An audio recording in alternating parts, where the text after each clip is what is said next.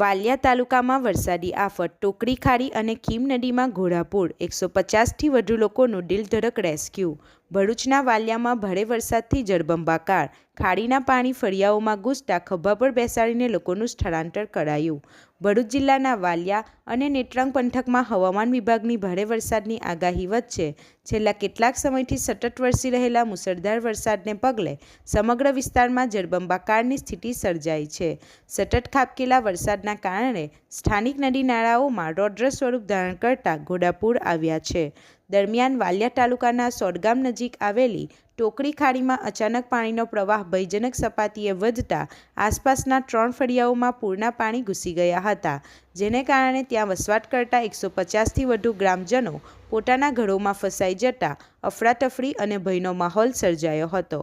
ઘટનાની ગંભીરતાને જોઈને વાલિયા પોલીસ કાફલો, સ્થાનિક આગેવાનો અને ગ્રામજનો તાત્કાલિક હરકતમાં આવ્યા હતા અને સંયુક્ત રીતે વિરાટ રેસ્ક્યુ ઓપરેશન શરૂ કર્યું હતું। પાણીના ધસમસતા પ્રવાહ અને ભારે પડકારો વચ્ચે પણ પોલીસ જવાનોએ જાનના જોખમે નાના બાળકો અને વૃદ્ધોને પોતાના ખભા પર બેસાડીને તેમજ દોરડા અને સુરક્ષિત સાધનોની મદદથી તમામ ફસાયેલા લોકોને સલામત સ્થળે ખસેડ્યા હતા। સમય સૂચકતા અને તાત્કાલિક હાથ ધરાયેલી કામગીરીના કારણે એક મોટી હોનારત ટળી હતી અને તમામ લોકોને ઉગારી લેવાતા ભારે જાનહાનિ અટકી હતી। બીજી તરફ ઉપરવાસમાં થયેલા સાર્વત્રિક વરસાદને કારણે લુણા ગામ નજીકથી પસાર થતી કીમ નદી પણ બે કાંઠે ઉભરાઈ હતી।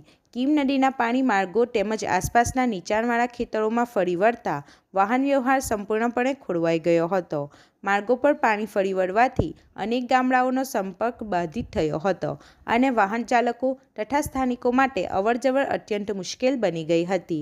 હાલમાં પણ વાલિયા નેત્રંગ પંથકમાં નદી નાળાઓ ઉફાન પર હોવાથી ભરૂચ જિલ્લા વહીવટીતંત્ર અને પોલીસ વિભાગ દ્વારા સમગ્ર પરિસ્થિતિ પર 24 કલાક કડક નજર રાખવામાં આવી રહી છે।